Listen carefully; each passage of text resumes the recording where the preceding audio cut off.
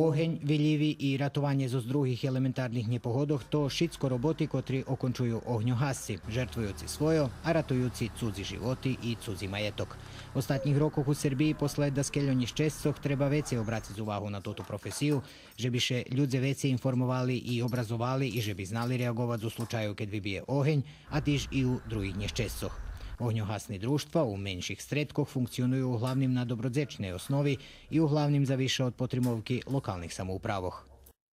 Bardzo dobru saradnju máme z lokalnu samoupravu, z mestnu zajednicu, s privrednicami, z Valalu. Znači, mi perše odrobime u Valali, a nijedna akcija da mi nje učestvovali u njej.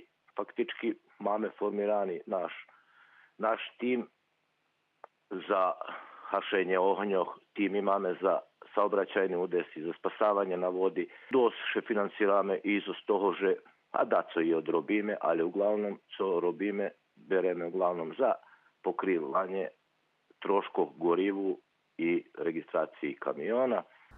Огньогасці у Коцуре Хвильково мають найсучасніші каміони і другу опрему, котру достали з донаційок з Голландії і з збирання фінансійних средств у Валалу. І Міжнародний день огньогасців припровадзують роботно і на той спосіб давають до знання, що коцурці, голем, co še tej opasnosti dotika, bezpečný Valal.